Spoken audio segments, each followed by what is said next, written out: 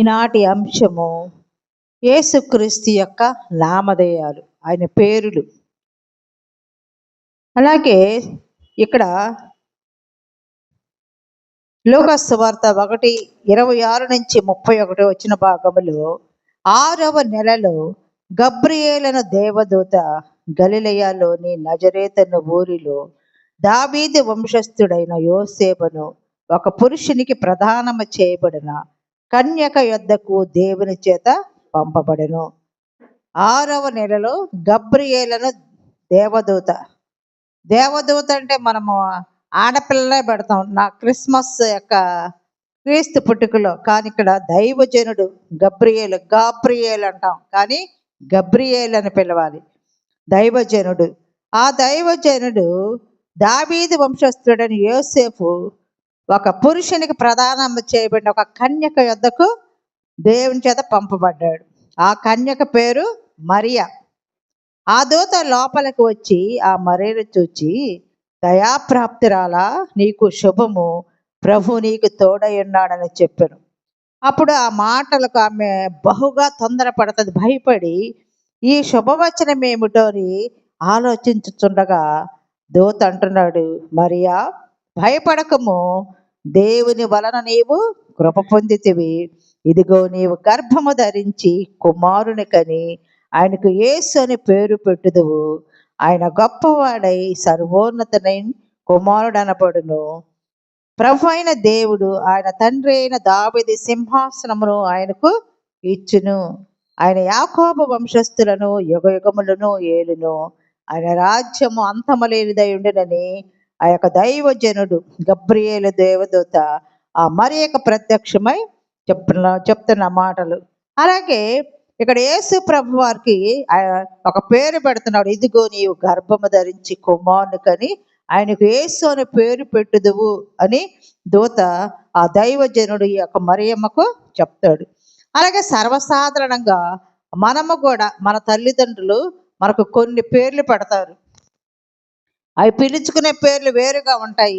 Nick names కూడా ఉంటాయి. వాళ్ళకి పెద్ద పేర్లుంటే చిన్న పేర్లుగా షార్ట్ కట్లో పిలుచుకుంటారు. వాటి వెనక అసలు పేర్లు, తల్లిదండ్రులు పెట్టిన పేర్లు కూడా మర్చిపోతారు. అలాగే మొదటి పేరు కేవలం మన పిల్లల స్కూళ్ళకి బడులు వేసినప్పుడు ఆ రికార్డులకు పరిమితం అవుతాయి. కొంతమంది తెలియదు.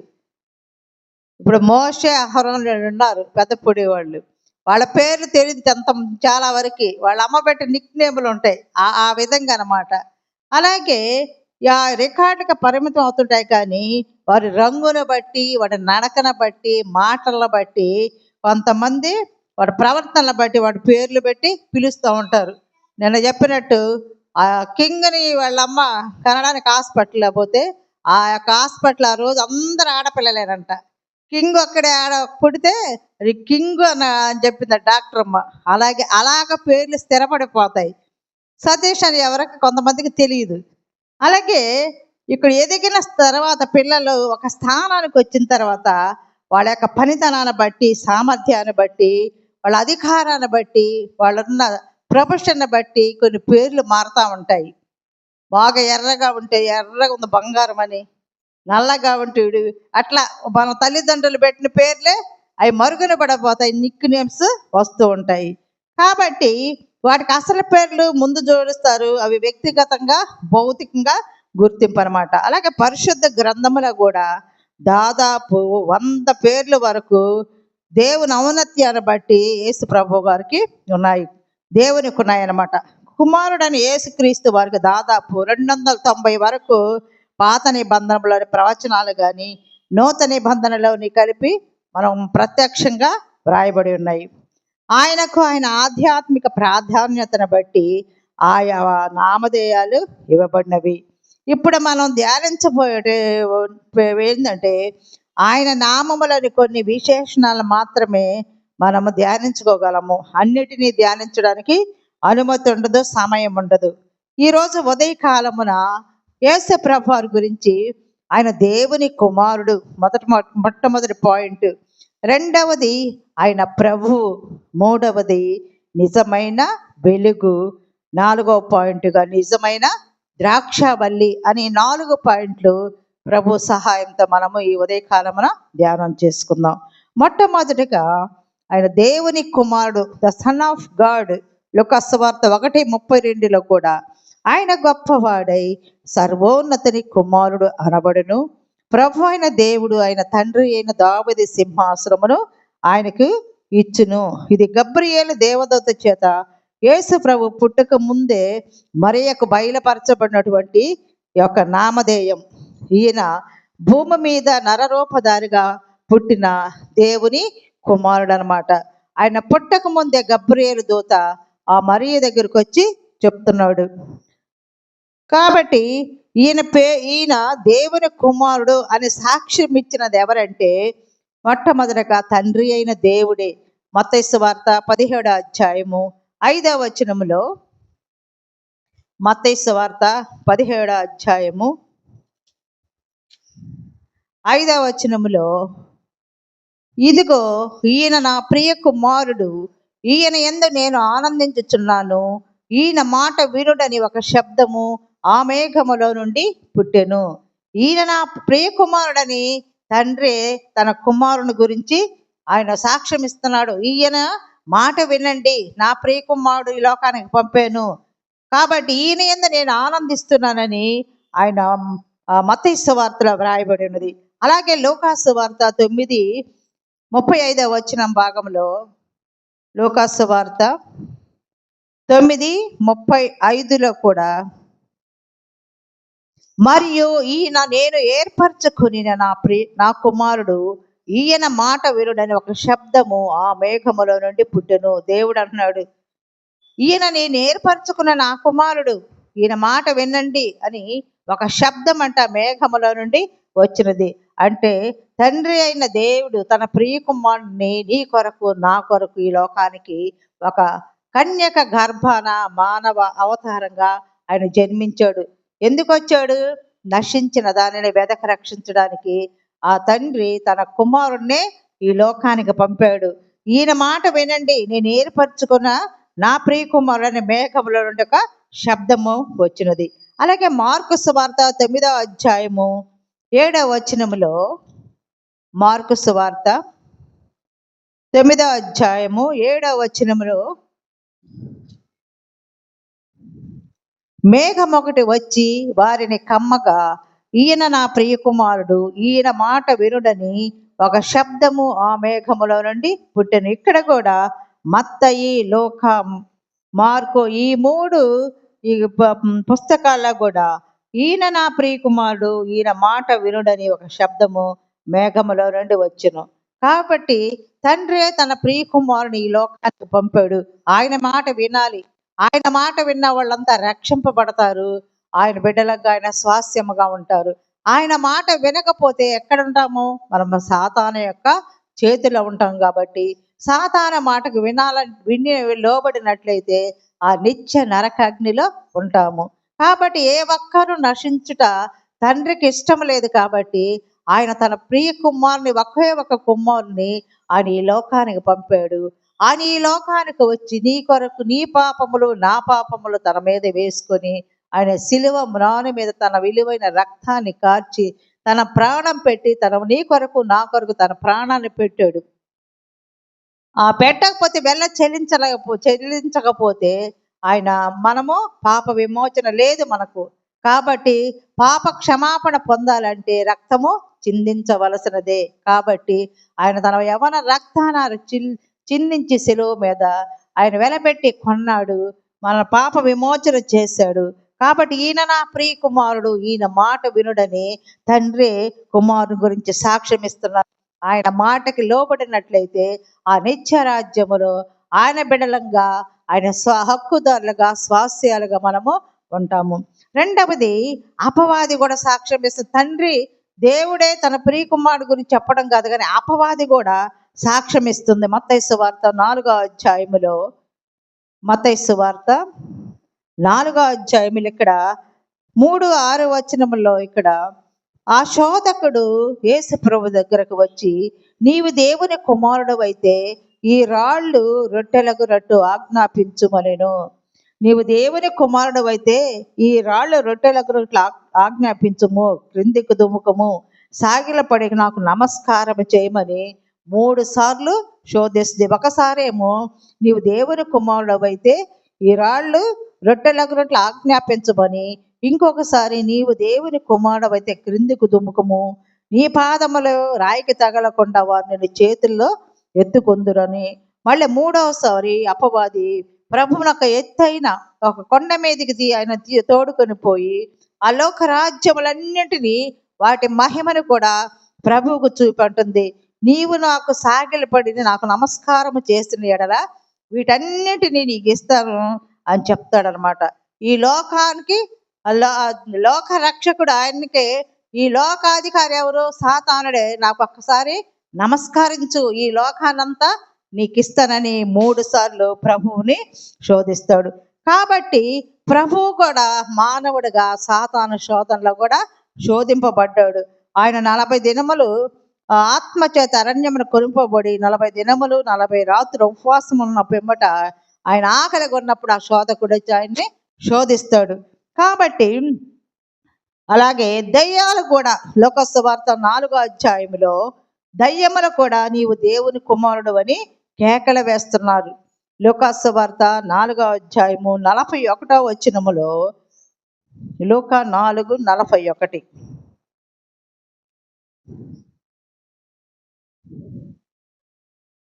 ఇంతేకాక దయ్యములు నీవు దేవుని కుమారుడవని కేకలు వేసి అనేకులను వదిలిపోయెను. ఆయన క్రీస్తు అని వారికి తెలిసి ఉండిన కనుక ఆయన వాటిని గద్దించి వాటిని మాట్లాడని లేదు. ఈడ అపవాది ఆయనను దేవుని కుమారుడని ఒప్పుకున్నది. ఇక్కడ దయ్యములు కూడా ఆయన్ని నువ్వు దేవుని కుమారుడవని కేకలు వేస్తున్నారు. అలాగే మార్కు సువార్త 5:7లో కూడా, మార్కు సువార్త 5వ అధ్యాయము 7వ వచనములో, యేసు సర్వోన్నతుడైన దేవుని కుమారుడా, నాతో నీకేమి, నన్ను బాధపరచుకోమని దేవుని పేరిట నీకు ఆనబెట్టుచున్నానని బిగ్గరగా కేకలు వేసెను. ఇక్కడ సమాధిలో ఉంటున్నాడు. గెరాసేనుల దేశములకు యేసు ప్రభు వచ్చినప్పుడు అక్కడ అపవిత్రాత్మ పట్టిన వాడొకడు సమాధిలో నుండి ఆయనకు ఎదురుపడి, ఆయన ఎలా ఉండేవాడు? సమాధిలో నివాసం చేసేవాడు. సంకెళ్లతోనైనను ఎవడను వాడిని బంధింపలేకపోయాడు. ఆడు పలుమార్లు కాళ్లకును చేతులకును సంకెళ్ళు వేసి బంధించినను వాడు ఆ చేతి సంకెళ్ళు తెంపి కాలి సంకెళ్లను తుత్తు నీలుగా చేసిన కనుక ఎవడను వారిని సాధుపరచలేకపోయాను. వాడు ఎల్లప్పుడూ రాత్రింబగళ్ళు సమాధులలోనూ కొండలలోనూ కేకలు వేయించు తన్ను తాను రాళ్లతో గాయపరుచుకునుచూ ఉండెను. వాడు నమస్కారం చేసి యేసును దూరంగా చూచి పరిగెత్తుకుని వచ్చి దేవునికి ప్రభువుకు నమస్కారం చేసి అంటున్నాడు, యేసు సర్వోన్నతుడైన దేవుని కుమారుడవా, నాతో నీకేం, నన్ను బాధపరచుకుము అని కేకలు వేస్తూ, నేను దేవుని పేరట నిన్ను ఆనబెట్టుచున్నానని కేకలు వేస్తున్నాడు. కాబట్టి దయ్యములు కూడా ఆయన సర్వోన్నతుడైన దేవుని కుమారుడని తెలుసుకున్నాయి. మళ్ళీ నీవు దేవుని కుమారుడని అపవిత్రాత్మ కూడా తెలుసుకున్నాయి. కానీ ఇక్కడ మత్తయి సువార్త 16వ వచనంలో ఇక్కడ పేతురు అంటున్నాడు, అందుకు సీమోను పేతురు, నీవు సజీవుడగు దేవుని కుమారుడవైన క్రీస్తు అని చెప్పాడు. పేతురు, నువ్వు సజీవుడైన దేవుని కుమారుడవయ్యా అని పేతురు చెప్తున్నాడు. అలాగే మార్కు సువార్త 15వ అధ్యాయంలో కూడా, మార్కు సువార్త 15వ అధ్యాయము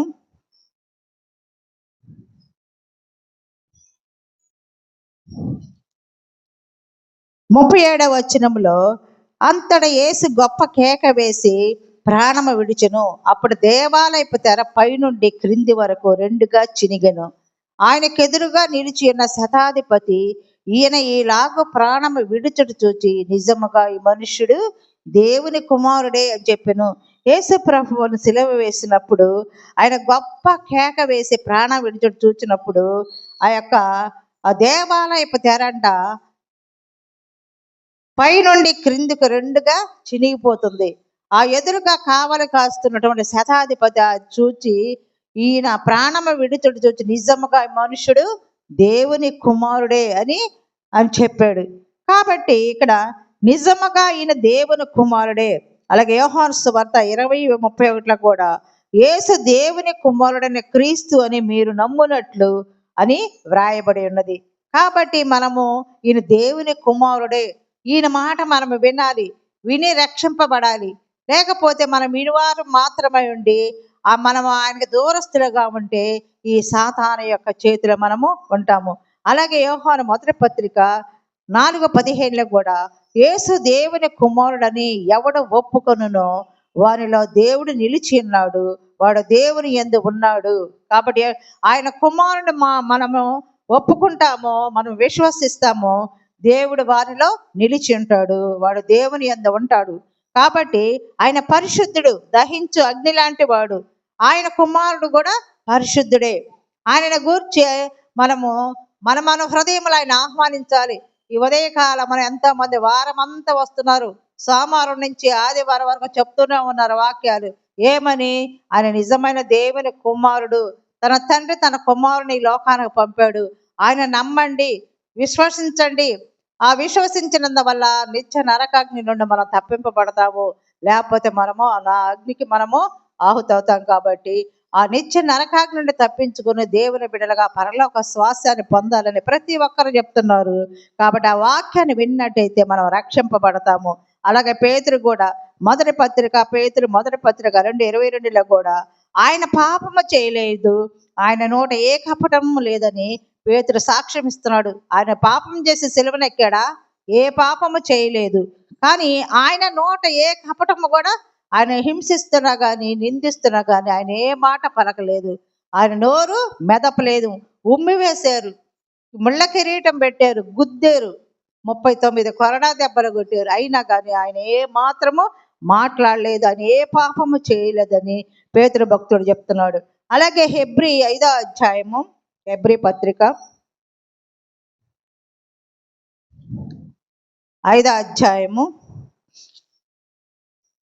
7-8 భాగములో శరీరధారి అయిన దినములలో మహారోదనముతోనూ కన్నీళ్లతోనూ తను మరణము నుండి రక్షింపగల వానికి ప్రార్థనలు యాచనలు సమర్పించి భయభక్తులు కలిగి ఉన్నందున ఆయన అంగీకరింపబడెను. కాబట్టి మనము కన్నీళ్లతోనూ మనము ఆయన ప్రార్థన చేయాలి. ఆయన ఎంత భయభక్తులు కలిగి ఉన్నప్పుడు ఆయన మనల్ని అంగీకరింపజేస్తాడు. ఆయన కుమారుడు ఇండు కూడా తన పొందిన శ్రమల వలన విధేయత నేర్చుకున్నాడు. ఆయన నీ పాపముల నిమిత్తము నా పాపముల నిమిత్తము ఆ హింసబడినా కానీ, ఆయన శిక్షింపబడుతున్నా కానీ, తన తండ్రి ఏ ఉద్దేశంతో ఈ లోకానికి పంపాడో దానికి విధేయత చూపాడు. నేనేం తప్పు చేశాను, ఇన్ని దెబ్బలు, ఇన్ని కఠిన బాధలు పడాలని ఆయన నోరు కూడా మెదపలేదు. తన తండ్రి పంపిన యొక్క మాటకి లోబడి ఆయన విధేయతుడుగా ఉన్నాడు. ఆయన కుమారుడయుండి కూడా తాను పొందిన శ్రమల వలన విధేయత నేర్చుకున్నాడు. కాబట్టి మనము కూడా విధేయులై వారికందరికీ నిత్య రక్షణకు మనము కారకులు. ఆయన కారణం అయ్యాడు నిత్య రక్షణ ఇవ్వడానికి. ఆ శ్రమల్లో కూడా మనము కూడా ఆయన మాట విని ఆయన బిడ్డలంగా ఉండి మనము కూడా ఆయన సువార్తను ప్రకటించే బిడ్డలముగా మనము ఉండాలి. అలాగే ప్రియులారా, తండ్రి అయిన దేవుడు తన ప్రియకుమారుని మనకు రక్షకునిగా ఉండడానికి పంపి ఉన్నాడు. కాబట్టి ఆయన మన కొరకు దేవుని గొర్రె పిల్లగా వచ్చి బలి అయిపోయాడు, సమాధి చేయబడ్డాడు, 3వ దినాన పునరుద్ధానుడై లేచి ఉన్నాడు. ఇప్పుడు ఆయన పరలోకమందున తన తండ్రి కుడిపార్శ్వమున కూర్చుని ఉన్నాడు. ఆయనను మనము సొంత రక్షకునిగా అంగీకరించినట్లయితే ఆయనతో పాటు మనము కూడా సమాన వారసులం అవుతాము, ఆయన బిడ్డలంగా ఉంటాం. మన తల్లిదండ్రులు ఆయన మనకు కొరకు ఈ లోకములు ఎంతో శ్రమలు పడతారు. ఆహారం ఇస్తారు, గృహం ఇస్తారు, చదువు చెప్పిస్తారు, ఉద్యోగాలు ఇస్తారు. తర్వాత వాళ్ళ తదంతరం వాళ్ళ యావదాస్తికి వాళ్ళని ఆస్తికర్తలుగా వారసులుగా ఏర్పాటు చేస్తారా కాదా? అలాగే మనం ఈ ప్రియ కుమారుని మనము విశ్వసించినట్లయితే ఆయన తప్ప కూడా సమానముగా వారసత్వాన్ని మనకి ఇస్తాడు. ఆ వారసత్వం ఏంటంటే పరలోక రాజ్యము. ఆయన కుమారులంగా కుమార్తెలంగా మనము స్వీకరించబడతాము. అలాగే మత్తయి సువార్త 9:6 కూడా మన పాపములను క్షమించుటకు భూమి మీద మనుష్య కుమారునికి అధికారం కలదంట. ఎందుకంటే మన పాపములు క్షమించడానికి ప్రభువుకు అధికారం ఉన్నదని ఆయన పక్షవాయు గల వారితో చూచి నీవు లేచి నీ పరిపెత్తుకొని నీ ఇంటికి వెళ్ళమనగానే ఆ పక్షవాయువు గలవాడు లేచి దిక్కున నడిచి వెళ్ళాడు. అలాగే రెండవ పాయింట్గా ప్రభు, ది లార్డ్, యేసుక్రీస్తు అందరికీ ప్రభువు. మత్తయి సువార్త 9వ అధ్యాయము 6వ వచనములో, మత్తయి సువార్త 9వ అధ్యాయము 6వ వచనములో, ఆయన పాపంలో క్షమించడానికి భూమి మీద మనుష్య కుమారునికి అధికారం కలదు, మీరు తెలుసుకోవాలని చెప్పాను అని ఆయన పక్షవాయువు గల వాళ్ళని చూచి, నీవు లేచి నీ పరిపెత్తుకొని ఇంటి పొమ్మని చెప్పగానే వాడు లేచి వెళ్ళాడు. అలాగే ఆయన రక్షకుడు 9:6లో కూడా, అలాగే ఆయన గొర్రెలకు గొప్ప కాపరి. అలాగే మార్కు సువార్తలో కూడా ఆయన ప్రభావంతో కూడా బయలు వెళ్ళి అందరినీ స్వస్థపరిచే అధికారం కూడా ఉన్నది. ఆయన పాపాలు క్షమించే అధికారం ఉన్నది. ఆయన ప్రభావం బయటకు వెళ్ళి అందరిని స్వస్థపరుస్తుందంట. ఇక్కడ మార్కు సువార్త 5వ అధ్యాయంలో, మార్కు సువార్త 5వ అధ్యాయము 25వ వచనముని వాక్య భాగములో ఆయన యొక్క ప్రభావము బయటకు వెళ్ళి స్వస్థపరిచెను. ఇక్కడ రక్తస్రావ రోగము గల ఒక స్త్రీ ఉన్నది. 12 ఏళ్ల నుండి రక్తస్రావ రోగము కలిగిన ఒక స్త్రీ. ఆమె అనేక వైద్యుల చేత ఎన్నో తిప్పలు పడి తనకు కలిగినదంతా వేమ చేసుకొని ఎంత మాత్రమును ప్రయోజనము లేక మరింత సంకటపడెను. ఈమెకు 12 సంవత్సరాల నుంచి రక్తస్రావ రోగం అంట. చాలా భయంకరమైన స్థితి, మనుషుల్లోకి రాలేదు. ఆ బాధ ఎవరితో చెప్పుకు అంటరాని స్త్రీగా ఉన్నది. తన కలిగిన ధనాన్నంతా వైద్యుల దగ్గరికి వెళ్ళి ఖర్చు పెట్టుకున్నది. ఇంకా బాధపడినది కానీ ఆ బాధ నివారణ కాలేదు. కానీ ఆమె యేసు ప్రభుని గురించి విన్నది, వారు వీళ్ళు చెప్పుకోవటం విన్నది. నేను ఆయన వస్త్రమును మాత్రము ముట్టిన బాగుపడతాను అనుకున్న, తనలో తాను అనుకున్నది. కానీ జనసమూహం, యేసు ప్రభు ఉన్నప్పుడు జనసమూహములు గుంపులు గుంపులుగా ఉంటారు ఆయన యొక్క మాటల బోధలు వినడానికి. అప్పుడు ఆమె అనుకుంటుంది, ఆయన వెనుకకు వచ్చి ఆయన వస్త్రమును ముట్టినది. వెంటనే ఆమెలో ఉన్నటువంటి రక్తధార కట్టెను గనక తన శరీరములో నా బాధ నివారణ అయినదని ఆమె గ్రహించుకున్నది. ఆమె ఆశించినది ఆయన వస్త్రపు చెంగును ముట్టితే నాకు బాగుంటుందని అనుకొని క్రియారూపముగా ఆయన ఉంటే, జనుల మధ్య ఉంటే, జన సమూహం మధ్యలో ఆయన చివరికి వెళ్ళి ఆయన వస్త్రములను ముట్టిద్ది. వెంటనే ఆమె విశ్వాసం ఆమెకి స్వస్థపరుస్తుంది అనమాట. ఆమె బాధ నివారణ అయిపోయింది, ఆమె గ్రహించింది. యేసు కూడా వెంటనే తనలో నుండి ప్రభావము బయలు వెళ్ళనని ఆయన తనలో నుంచి గ్రహించి ఆయన అన్నాడు. ఆయనకు కూడా తెలిసింది నాలో నుంచి ఒక ప్రభావం వెళ్ళిందని. ప్రభు కూడా వెంటనే తెలుసుకొని ఆయన జన సమూహం వైపు తిరిగి అంటున్నాడు, నా వస్త్రములు ముట్టినది ఎవరు అని అడిగినప్పుడు ఆయన శిష్యులు అంటున్నాడు, జన సమూహం నీ మీద పడుచుండ చూచున్నావే, నన్ను ముట్టినది ఎవరని అడుగుచున్నావా? ఇంతమంది జనం ఉంటే నెట్టుకుంటా ఉంటారు, వాళ్ళందరూ కాకుండా నా వస్త్రములు ముట్టినది ఎవరని అడుగుతున్నావా అన్నప్పుడు ఆ కార్యము చేసిన ఆ స్త్రీ ఆమె కనుగొన వలన యేసు ప్రభువు చూస్తాడు, అటు ఇటు చూస్తాడు. ఆమె ఆ చుట్టూ చూచినప్పుడు ఆ స్త్రీ ఏం చేస్తుందంటే తనకు జరిగినది ఎరిగి భయపడి వణకుచూ వచ్చి ఆయన ఎదుట సాగిలపడి తన సంగతి అంతయు కూడా ప్రభుతో చెప్తుంది. అందుకు యేసు ప్రభు అంటున్నారు, కుమారి నీ విశ్వాసము నేను స్వస్థపరచెను, సమాధానము గలదానివై పొమ్ము, నీ బాధ నివారణ అయి నీకు స్వస్థత కలుగునుగా అని చెప్పాను. అంటే ఆమె ఆయన వస్త్రము ముడితేనే బాగుపడను అనుకొని క్రియారూపకంగా విశ్వసించి గట్టి విశ్వాసం గలదా ఎప్పుడైతే ప్రభువును ముట్టినదో స్వస్థపడినది. వెంటనే ప్రభు అన్నాడు, కుమారి నీ విశ్వాసము నిన్ను స్వస్థపరచెను, సమాధానము గలదానివై వెళ్ళుము. అలాగే మనం విశ్వసించినట్లయితే నమ్ముట నీ వంతైతే సమస్తమును సాధ్యమే. ఏదైనా మనం విశ్వాసించాలి. ఒక ప్రార్థన చేసేటప్పుడు మన ఇంట్లో సమస్య వచ్చినప్పుడు ఇది ప్రభు నాకు చేయగలడు అని స్థిరమైన విశ్వాసముతో మనం నమ్ముకొని మనం చేస్తే దేవుడు అవి మనకు అనుగ్రహిస్తాడు. కానీ మనం మామూలుగా నాలుగుతో ప్రార్థన చేసి హృదయంలో విశ్వసించకపోతే అవి జరగవు. నా యొక్క జీవితంలో కూడా నేను పొందుకున్న మేళ్ళు ఎన్నో ఉన్నాయి. నేను ప్రార్థించినవి కూడా దేవుడు నాకు దయచేసాడు. ఇది నేను అనుభవపూర్వకంగా నేను చెప్తున్న వాక్యానుసారంగా చెప్పట్లేదు. కానీ మనం విశ్వసించి ప్రార్థిస్తే దేవుడు తప్పకుండా మన ప్రార్థన ఆలకిస్తాడు. మనకు అనుగ్రహించే దేవుడు. ఈ లోకములో నీకు సమృద్ధి గల జీవితం లేకపోయినా కానీ నువ్వు తృప్తి పడే జీవితాన్ని నీకు ఏది అవసరతో దేవుడు తెలుసు. అడుగు వాటికన్నిటికంటే, ఊహించు వాటికన్నిటికంటే అత్యధికముగా దయచేసే దేవుడు.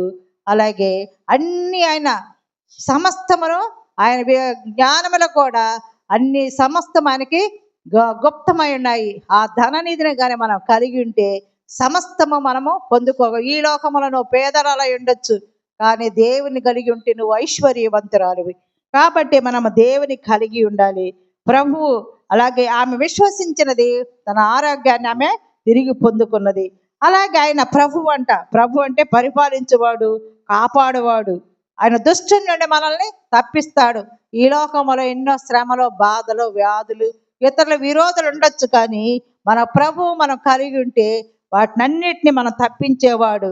గొర్రెలకు గొప్ప కాపరిని యేసు అనే ప్రభు మనకున్నాడు. కాబట్టి ఈ లోకంలో మనం వేటికి, మనుషులకు కూడా మనము భయపడకూడదు. ఎందుకంటే ప్రభు నా పక్షాన ఉన్నాడని మనం ధైర్యస్తులుగా ఉండాలి. అలాగే పేతురు రాసిన మొదటి పత్రిక 2:25 కూడా ఆత్మల కాపరి ఆయన అధ్యక్షుడు. అలాగే పేతురు మొదటి పత్రిక 5:4 కూడా ప్రధాన కాపరి అని పేతురు వివరిస్తున్నాడు. గొర్రెల కాపరి అంటే గొర్రెల క్షేమమును చూచేవాడు. కాబట్టి గొర్రెలు ఎవరమంటే మనమే ఆయన గొర్రెలము. కాబట్టి ఆ కాపరే మనల్ని కాపాడేవాడు. అధ్యక్షుడు అంటే రక్షణ విషయంలో పూర్తి బాధ్యత వహించేవాడు. ఎప్పుడైతే మనము పశ్చాత్తాప హృదయముతో ప్రార్థిస్తామో మన ప్రార్థన ఆలకిస్తాడు. ఆ రక్షణ మనకు అనుగ్రహించే దేవుడు. మన బాధ్యత ఆయన తన చేతుల్లో తీసుకుంటాడు. ఎప్పుడైతే దీన మనస్కులుగా ఉంటామో, ఆయన బలిష్టమైన చేతి కింద దీన మనస్కులు ఉంటామో ఆయన బలపరిచే దేవుడు అనమాట. రాజు అంటే ఒక దేశానికి అధికారి. ప్రభు అంటే అధికారులందరూ కూడా ఏలేవాడు. అంటే యేసు ప్రభు అంటే మెస్సయ్య, అభిషేకించబడిన వాడు. కాబట్టి ఆ ప్రభువుని కలిగిన మనము గొప్పవారము, ఐశ్వర్యవంతములు. తర్వాత అపొస్తలుల కార్యములు 19:17 రక్షకుడైన ప్రభువు నరకాగ్ని నుండి తప్పించువాడు, సర్వాధికారి, సృష్టి మీద అధికారం గలవాడు. కాబట్టి ప్రభు అయిన యేసు నామమును మనము ఘనపరచాలి. అలాగే కొరింథీ మొదటి పత్రిక 8:5-6 కూడా దేవతలు అనబడిన వారు, ప్రభువులు అనబడిన వారు అనేకులు ఉన్నారు, కానీ మనకు ప్రభు ఒక్కడే, ఆయన యేసుక్రీస్తు. ఆయన ద్వారా సమస్తమును కలిగెను, మనము ఆయన ద్వారా కలిగిన వారము. ఈ ప్రభు మన పక్షాన శత్రువులతో పోరాడి మరణపు ముళ్ళని విరిచిన వాడు, జయశీలుడు. సాతాను, లోకమును, మరణాన్ని, సమాధిని గెలిచిన వాడు యేసుక్రీస్తు ప్రభు. కాబట్టి ఆయనను నీవు ప్రభువుగా స్వీకరించినట్లయితే నీవు ధన్యుడవు. అలాగే 3వ పాయింట్గా నిజమైన వెలుగు. యోహాను సువార్త 1:9 కూడా నిజమైన వెలుగుండెను, అది లోకంలోనికి వచ్చును, ప్రతి మనిషిని కూడా వెలిగిస్తుంటుంది. కాబట్టి ఆది కాండములో కూడా 1:4 ఆది యందు దేవుడు భూమి ఆకాశములను సృజించినప్పుడు భూమి నిరాకారముగాను శూన్యముగాను ఉండెను, చీకటి అగాధ జలము పైన కమ్మి ఉండెను. దేవుడు వెలుగు కమ్మనగానే వెలుగు కలిగెను. కాబట్టి సృష్టిలో దేవుడు వెలుగునకు ప్రథమ స్థానం ఇచ్చాడు. ఆ వెలుగునను ప్రేమించాలి. కాగా వెలుగును చీకటిని వేరుపరిచాడు. ఈ దినాల్లో మనము ఇండ్లలో వాడుకున్న వెలుగులు కృత్రిమ వెలుగులు, వాటి ఇంధనం లేకపోతే వెలుగు. కానీ దేవుని మొదట వెలిగించిన వెలుగు అది తన నుండి ప్రసరింపజేసినదే. కాబట్టి తర్వాత ఆ బాధ్యత సూర్య చంద్ర నక్షత్రాలకి ప్రభు వాటిని బట్టి దినములు, వారములు, మాసములు, సంవత్సరములు మనం కలిగి సృష్టి అంతటికి ఉంచబడిన సూర్యుడు ప్రధాన పాత్ర వహిస్తూ ఉన్నాడు. కానీ ఒక దినం రానై ఉన్నది, ఆ దినమున శాశ్వతమైనది కాదు. కాబట్టి అంటే సృష్టితో పాటు సూర్యుడు కూడా కనుమరుగు కావలసినదే. కాబట్టి నిజమైన వెలుగు అవి కావు. నిజమైన వెలుగు అంటే యేసు ప్రభు. ఆ వెలుగును మనం కలిగి ఉండాలి. యోహాను సువార్త 1:9 కూడా నిజమైన వెలుగు అది లోకములోనే కాదు, లోకములోనికి వచ్చే ప్రతి మనిషిని కూడా వెలిగించుచున్నది. అంటే వెలుగులోనికి వచ్చే ప్రతి వాణిని అది వెలిగిస్తూ ఉంటుంది. చీకటిని ప్రేమించి చీకటి కార్యములు చేయవారు చీకటిలోనే మగ్గిపోతారు. వారు పాప సంబంధమైన జీవితం జీవిస్తారు. అలాగే నిశాచారములు అంటే అవి రాత్రిలో సంచరించేవి, క్రూర జంతువులు విషయమును కలిగినవి ఉంటాయి. నిశాచరులు దొంగలను, వ్యభిచారులను, రాక్షసత్వము కలిగిన వారై ఉంటారు. వారు దెయ్యపు లక్షణములు కలిగి ఉంటారు.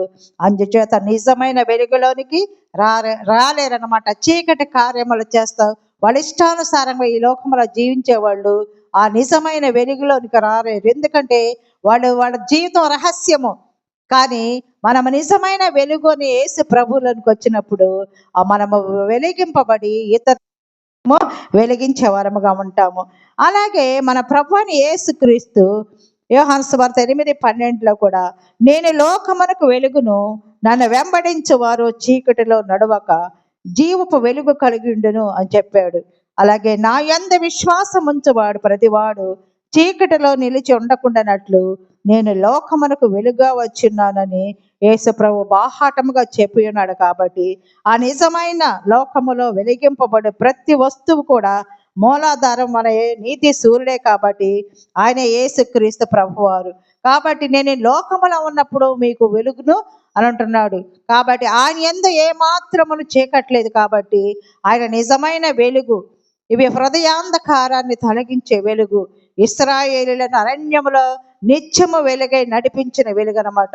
ఆ వెలుగైన క్రీస్తును అంగీకరించిన వారందరూ వెలుగు సంబంధులు, పగటి సంబంధులై ఉన్నారు. కాబట్టి వారు వెలిగింపబడి తోటి వారిని దేవుని బిడ్డలుగా ఆ వెలుగులోనికి నడిపిస్తారు. నిజమైన వెలుగైన యేసు క్రీస్తును సొంత రక్షకునిగా స్వీకరించుటే. కాబట్టి ఎప్పుడైతే మన సొంత రక్షకునిగా మనం స్వీకరిస్తామో ఆ చీకటి అదంతటా అదే పారిపోతుంది. కాబట్టి మనం వెలుగుగా ఉండాలంటే మనం ఏం చేయాలి? నీ వాక్యము నా పాదములకు దీపము, నా త్రోవకు వెలుగై ఉన్నదని మన వాక్యాన్ని చదువుకున్నట్లయితే ఆ వెలుగులో మనము నడిచేవారంగా ఉంటాము. నీ వాక్యము వెల్లడి ఒకటితోటిని వెలుగు కలుగునని, అవి తెలివి లేని వారికి తెలివి కలిగించును.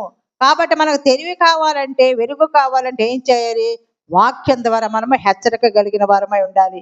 అలాగే పేతురు 1 పత్రిక 2:9 కూడా, అయితే మీరు చీకటిలో నుండి ఆశ్చర్యకరమైన తన వెలుగులోనికి మిమ్మల్ని పిలిచిన వాని గుణాతిశయములను ప్రచురము చేయు నిమిత్తము ఏర్పరచబడిన వంశమును, రాజులైన యాజక సమూహమును, పరిశుద్ధ జనమునై దేవుని సొత్తైన ప్రజలై ఉన్నారు. మునుపు మనము దేవుని ఎరగక ముందు మనము చీకటి కార్యాలు చేసామో, మన ఇష్టానుసారంగా జీవించాం. కాబట్టి ఎప్పుడైతే వెలిగింపబడ్డామో ఆ చీకటిలో నుండి మనం బయటకు వచ్చి ఆ వెలుగులోనికి వచ్చి అప్పుడు మనం దేవుని ఆయన గుణాతిశయాలను ప్రచురం చేసే వారముగా ఉంటున్నాము, యాజకులుగా ఉంటున్నాము, ఆయన సొత్తైన ప్రజలుగా ఉంటున్నాము. కాబట్టి మనము దేవుని బిడ్డలంగా మనం ఉండాలి. 4వ పాయింట్గా నిజమైన ద్రాక్షవల్లి. యోహాను సువార్త 15:1 నేను నిజమైన ద్రాక్షవల్లిని అంటున్నాడు. ద్రాక్షవల్లిని నేను, తీగల మీరు. ఎవడు నా యందు నిలిచి ఉండునో, నేను ఎవని యందు నిలిచి ఉండునో వాడు బహుగా ఫలించును. నాకు వేరుగా ఉండి మీరు ఏమీ చేయలేరు. కాబట్టి ఆయన ఒక చెట్టు నాటినప్పుడు ఆ చెట్టుతో కలిసి ఉంటేనే అదే ఆ యొక్క కొమ్మలు కూడా బ్రతికి ఉంటాయి. కానీ వేరుగా ఉంటే ఫలించదనమాట, అది వాడిపోతుంది, ఎండిపోతుంది. కాబట్టి ఆయనలో మనం ఆ ద్రాక్ష వల్లిలో మనం నిలిచి ఉండాలి. ఆయన యందు మనం ఫలించే వారముగా ఉండాలి. పరిశుద్ధ గ్రంథములో ద్రాక్షకు ఒక ప్రత్యేకమైన స్థానం అన్నది. ద్రాక్ష రసము ఆరోగ్యానికి మంచిది, అలసిపోయినప్పుడు ప్రాణాన్ని తెప్పరలో చేస్తుంది. ద్రాక్ష పళ్ళకు ఇష్టపడిన వారు ఎవరు ఉండరు. కాబట్టి మనం ఫలించి, మీరు బహుగా ఫలించండి, మీరు ఫలించటం నాకు తండ్రిని మహిమపరిచే వరముగా ఉండాలంటే మనం ఫలించాలి. అలాగే ఇక్కడ ఆత్మ ఫలాలు ఉన్నాయి. గలతీ 21:5-21 ఆ యొక్క ఆత్మ ఫలాలను ఫలించాలి. ఒక ప్రేమలో మనం ఫలించినట్లయితే అన్ని ఫలాలు కూడా మనము ఫలించగలుగుతాము. ఆ దేవుని మనము సంతోష పెట్టే వరముగా ఉంటాము. అలాగే యెషయా 5:1-4 కారు ద్రాక్ష, మనం మంచి ఫలాలు ఫలించకపోక కారు ద్రాక్షలు ఫలిస్తున్నాము. కారు ద్రాక్షలు అంటే చేదు ద్రాక్షలు. ఇవి సారవంతమైన భూమిలో శ్రేష్టమైన ద్రాక్ష తీగలు నాటినప్పుడు ఆ పంట సమయంలో చేదు ద్రాక్షలు కూడా నాటారు. తీగలు నాటిన తర్వాత కనీసం 3-4 సంవత్సరాలు ఆ యొక్క చెట్టుని మనం పోషణ చేయాలి.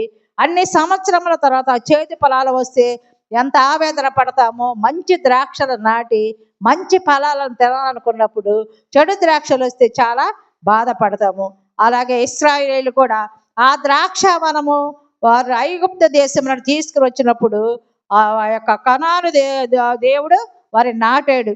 కానీ వాడు సారవంతమైన దేశంలో తిని మదించి దేవునికి చేదైన ఫలాలను ఇచ్చారనమాట. కాబట్టి కారు ద్రాక్షలు ఏమిటి అని అంటే, మనము ఇంటికి ఇల్లు కలుపుకొని పొలమునకు పొలము చేర్చుకోనట మీకు శ్రమ. అలాగే భక్తిహీనత అను త్రాళ్లతో దోషమును లాగుకున్న వారికి శ్రమ. కీడు మేలని మేలు కీడని చెప్పుకొని చీకటి వెలుగనియు వెలుగు చీకటిని చెప్పు వారికి దాన్ని అపేక్షించకూడదు. తమ దృష్టికి తామే జ్ఞానులం అనుకొని అది హెచ్చులు అని పడతారనమాట. మాకంటే జ్ఞానవంతులు లేరు, మాకంటే ధనవంతులు లేరని చెప్పుకుని అది కారు ద్రాక్షలు. కాబట్టి అలాంటి ద్రాక్షలు మనం ఫలించకూడదు. కానీ దేవుని నాటిన చెట్టు వలె మంచి ఫలములు ఫలించి ఆయన బిడ్డలంగా మనము ఉండాలి. ఈరోజు దేవుని యొక్క పేర్లు మనము ధ్యానం చేసుకున్నాము. మొట్టమొదటగా ఆయన దేవుని కుమారుడు, రెండవదిగా దేవుడు తానే తన కుమారుడని ఆయన చెప్పాడు. ఈయన నా ప్రియ కుమారుడు, ఈయన యందు నేను ఆనందిస్తున్నానని చెప్పాడు. రెండవదిగా ఆయన ప్రభువు, యేసుక్రీస్తు అందరికీ ప్రభువు. అలాగే మూడవ పాయింట్గా నిజమైన వెలుగు, అలాగే నిజమైన ద్రాక్షావల్లి. మనం ఫలించి అభివృద్ధి పొంది మనము ఆయన బిడలంగా ఉండాలి. అలాగే ఆత్మ ఫలాలు ఫలించి ఇతరులను మనం ఆత్మ రక్షించేవారముగా ఉండాలని చెబుతూ ఈ మాటలు నేను ముగిస్తున్నాను. దేవుడు తన పరిశుద్ధ వాక్యమును మన వెనుకడిలో దీవించును గాక. పరిశుద్ధుడా, నీకే వందనములు, స్తోత్రాలు. ఇదిగో నా తండ్రి, మేము నిజమైన రక్షకుని కలిగి యేసుక్రీస్తే నిజమైన దేవుడని సొంత రక్షకునిగా అంగీకరించి మా హృదయములో నా తండ్రి నేను నిలవబెట్టుకొని ఈ లోకంలో జీవిస్తూ నీ నిత్య రాజ్యానికి నా తండ్రి మేము ఆస్తికర్తలుగా స్వాస్యములుగా ఉండడానికి వాక్యమన్నీ నా తండ్రి నీ కుమారులుగా ఉండడానికి ఇష్టపడిన ప్రతి ఒక్క బిడ్డను నా తండ్రి మీరు ఆశీర్వదించండి. ఉదయ కాలమున నా తండ్రి మీరు తప్ప వేరొక దేవుడు మాకు లేడు అని మేము నా తండ్రి నిన్ను ఘనపరిచి స్తుతించే బిడ్డలంగా ఉండడానికి నీ కృపలో మమ్మల్ని అందరినీ జ్ఞాపకం చేసుకోండి నా ప్రభువా. ఇదిగో దినములో కొద్దిగా ఉన్నాయి నా తండ్రి, సమయమైన పోనీ సద్వినియోగం చేసుకొనొచ్చు నా తండ్రి. నీ వాక్యాన్ని మనం దేవరాత్రములు ధ్యానించి నా తండ్రి మంచి ఫలములు ఫలించే బిడలంగా ఉండడానికి నా తండ్రి నీ కృప చూపండి. ఇదిగో నా ప్రభ యవన బిడ్డలు ఏర్పాటు చేస్తున్న ఈ యొక్క పరిచర్య నా తండ్రి మీ రాకడ వరకు నా తండ్రి వాళ్ళకు నా తండ్రి జరిగించుకోవడానికి కృపను అనుగ్రహించండి. వాళ్ళ కుటుంబాలను నా తండ్రి ఆశీర్వదించండి. నా తండ్రి ఎత్తి పెట్టుకోమని అడుగుతున్నాను తండ్రి. సకల ఆశీర్వాదములతో వాళ్ళని నా తండ్రి దీవించండి. ఏదైతే ఆశపడుతున్నారో నా తండ్రి కష్టార్జితను కూడా ఆశీర్వదించమని వాళ్ళ బిడ్డలకు కూడా నా తండ్రి మేళ్ళైనటువంటి అనుగ్రహిస్తూ నువ్వే ప్రభువుని నా తండ్రి నిన్ను ఒప్పుకుంటూ నీ కృపలు పొందే కుటుంబాలకు ఉండడానికి నా తండ్రి నీ కృపల బిడ్డను జ్ఞాపకం చేసుకోండి. మా పాడవలో ఉన్న ప్రతి ఒక్క గృహము నా తండ్రి మారు మనసు రక్షణ భాగ్యం దయచేయండి. నా తండ్రి వివాహాల కోసము, ఉద్యోగాల కోసము, గర్భ ఫలాల కోసం చూసే బిడ్డలను నా తండ్రి మీరు ఆశీర్వదించండి. వృద్ధులను నా తండ్రి విధవరాల పట్ల ఉంటానన్నా నా తండ్రి పేదలను కరికరించమన్నారు నా ప్రభ నీ కృపలో జ్ఞాపకం చేసుకోండి. నా తండ్రి ఏ కీడు మా గృహాలకు మా పాడములకు సమీపించకుండా నా తండ్రి నీ కాపుదల భద్రతలో ఉంచండి. మా బిడ్డలు ఎంతో మంది చదువుకుంటున్నారయ్యా, నీ పరలోక జ్ఞానంతో నింపుకోండి. అనారోగ్యంతో వ్యాధిగ్రస్తులుగా ఉంటున్నారు నా తండ్రి నీ గాయపడిన హస్తముతో తండ్రి స్వస్థత దయచేయమని అడుగుతున్నాము తండ్రి. క్రిస్మస్ దినాలలో మేముంటుండగా నా తండ్రి మేము నిజమైన సంతోషాన్ని క్రిస్మస్ అనుభవిస్తూ ఇతరులను వాక్యాన్ని ప్రకటిస్తూ ఇతరులను నీ వాక్యంలో నడిపించే వారు కొనడానికి మమ్మల్ని కనికరించండి. ఇదిగో నా ప్రభ ఈ యొక్క పరిచర్య మీరాకడ వరకు కొనసాగించుటకు మాకు దయచేయమని దిన దేవులతో నింపి దిన కీడు నుంచి తొలగించమని మాకై త్వరగా రానయున్న యేసుక్రీస్తు జీవము గల పరిశుద్ధ నామములో ప్రార్థిస్తున్నాము తండ్రి, ఆమేన్. కాపాడుటకును తన మహిమ ఎదుట ఆనందముతో మిమ్మల్ని నిర్దోషులుగా నిలవబెట్టుటకును శక్తి గల మన రక్షకుడైన అద్వితీయ దేవునికి మన ప్రభువైన యేసు క్రీస్తు ద్వారా మహిమయు మహాత్యమును ఆధిపత్యమును అధికారమును యుగములకు పూర్వమును ఇప్పుడును సర్వయుగములను కలుగునుగాక. ఆమేన్. ఆశీర్వాదంబుల్ మా మీద వర్షింపచేయుమీషా, ఆశతో నమ్మియున్నాము నీ సత్య వాగ్దాతము. ఈ మాహి మీద కృమ్మారించుము దేవా, క్రమ్మార ప్రేమ వర్షంబుల్ కృమ్మారించుము దేవా.